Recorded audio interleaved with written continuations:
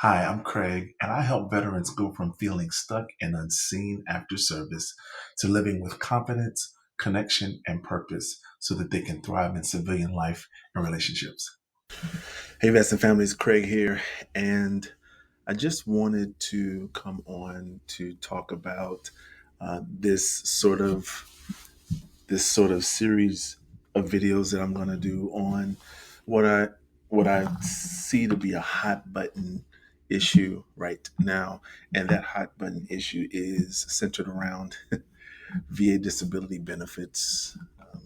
It's interesting because this is the month that we do that we're going to do 30 claims in 30 days, and we are hot and heavy into that. We're now at day number 5. I've already had a video released today. There's going to be a video released every day for a particular claim or condition or body part, and it's really really interesting um, because this is the month where there are, I guess one would say, hit pieces from the Washington Post, some articles about, um, alleged widespread fraud in veterans scamming the VA system, allegedly. And, there was also a hearing. I think the initial Washington Post article prompted a hearing by the Senate Committee on Veterans Affairs and the VSOs and um, the IG as well as the GAO. And so, what I'm going to do is, the way I do it on this channel is different. It's a little bit different. I just watched a video just recently. Um, Shout out to the Salty Marine because I think it came across my feed. I just watched a video that um, talked a little bit about um, the another article that was written by the Washington Post. Um, and this article targeted VA claims companies and mentioned a few notable and well-known VA claims companies, and it targeted YouTubers as well. Um, Really, I think it targeted more of the larger, more well-known YouTubers. Um, and it started talking about how the Washington Post article talked about apparently how these YouTubers are telling veterans they can get 100%, or if they're at a lower percentage, they can level up to get 100%, and those kinds of things. They talked about sensationalism and clickbait. Interestingly enough, I just did a video about clickbait and clickbaity content and sensationalism. And I think that you guys have been privy to my content long enough to know that what I try to do here on this channel is to equip and prepare veterans for something that is much greater than their VA claim benefits. And so, with that in mind, that's what this series of videos is going to be about. It's just my approach. It's just the way that I do things. Um, I think that if we get distracted on what the real mission and goal is, and that is for veterans to live royally, live well, live healthy lives, live lives of purpose, meaning, and fulfillment, I think if we continue to get distracted by those things, it will be much, much more difficult for us to focus on what really matters. And I think some of these things, even though they are very important, some of these things are a distraction to you, the veteran, living the life that you are meant to live. However, because I want to serve the larger body of the veteran community, and I want to serve those who subscribe to this channel, those of you who watch this channel, those of you who are interested in this type of content and find it helpful and beneficial. I really feel it's my duty and my obligation to address um, some of these issues. Now, what I'm going to primarily be addressing is I'm going to break down the Senate hearings. I'm going to break down the Senate hearing on that first Washington Post article because I think breaking that down serves as the context and the base for a lot of some of the other things that you'll see come out of this. Okay. And I'm going to do it with respect to all of the participants of the panel, all of the senators and congressional representatives who participated, all of those kinds of things, with much respect, with no dog in the fight for anyone, no dog in the fight toward, no bias toward or against anyone with regard to this. I am going to do a breakdown in a very objective way. It's going to be using what some of you may know, if you've studied it in business school or whatever. I'm going to use a SWOT analysis. We're going to talk about situations. We're going to talk about strengths, weaknesses, opportunities, and threats. And we're going to use the SWOT analysis to dissect every panel member's testimony and the interaction between them and between the Senate with regard to VA disability benefits.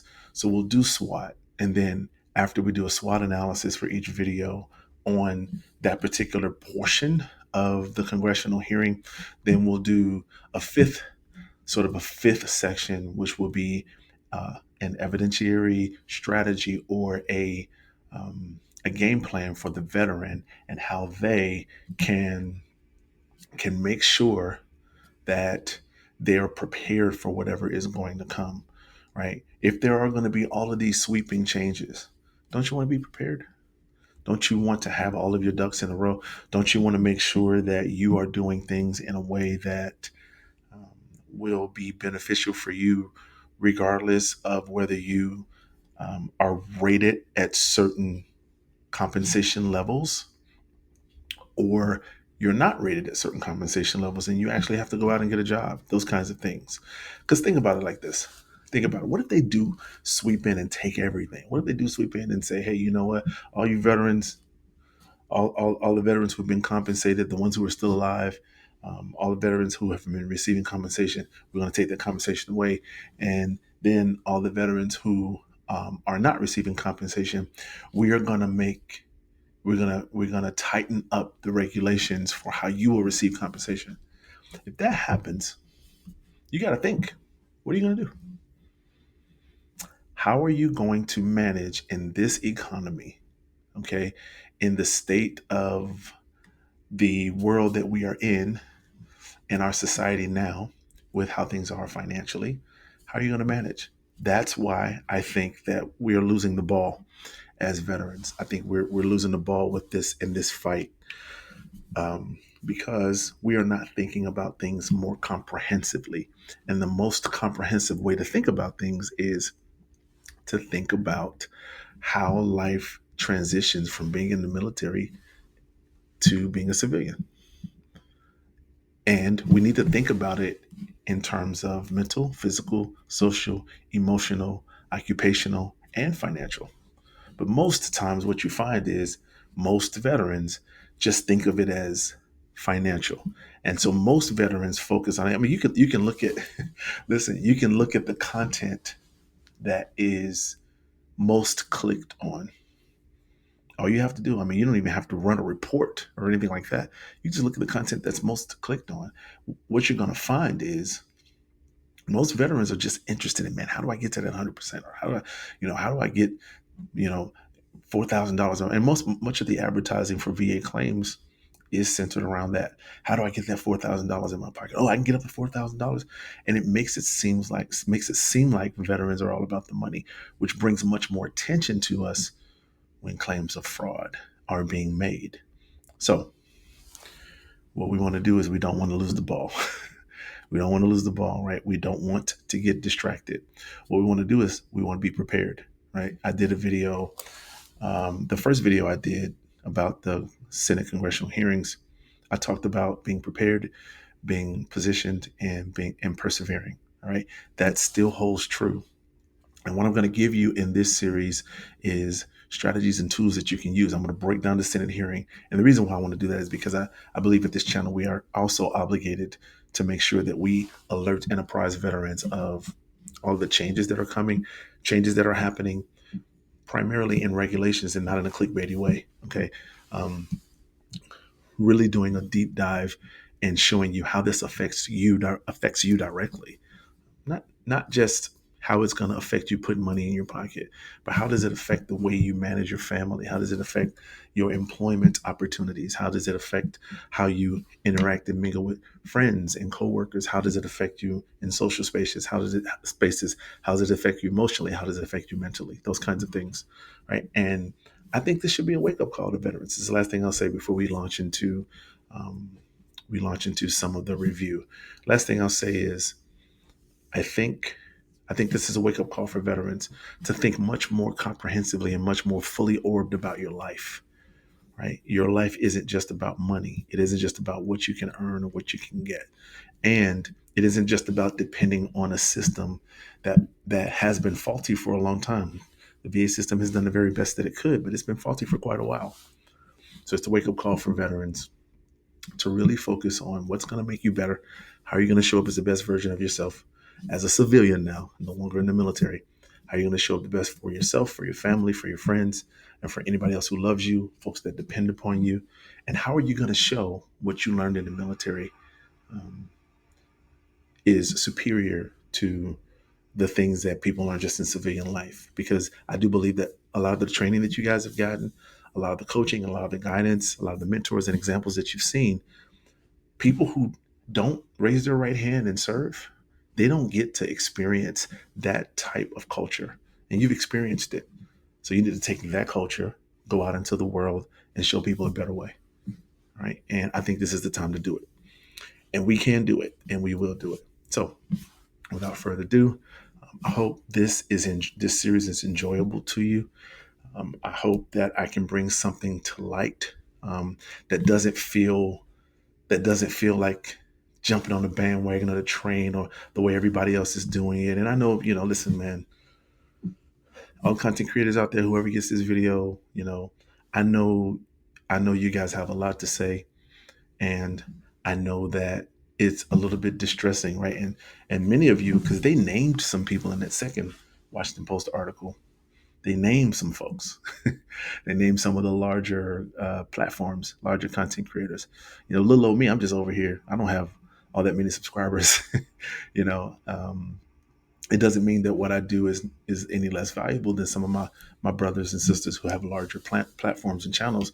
What it does mean is I'm just not as well known as some of these other content creators. But it should also let you know that you are on their radar. So um, you want to you definitely want to be seen and not heard. Um, in some instances, you want to be swift, silent, and deadly, as we used to say in the submarine force. But then also, you want to make sure you play smart. Okay, so if you're out there doing content and you know that the content that you're doing is legitimate, you're really trying to help veterans, you don't have anything to worry about.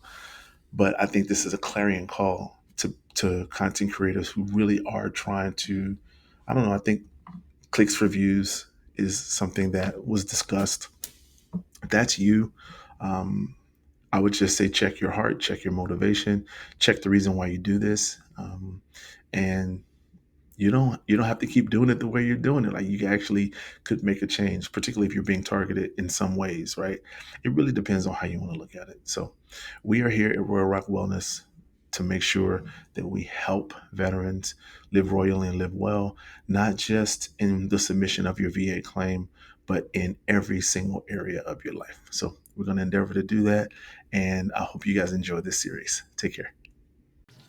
I hope you guys enjoyed this video. Thank you for watching. If you want any more information about the subject of this series, be sure to check out the playlist right here. And remember, live royally and live well. Thanks for watching, and I'll see you in the next one.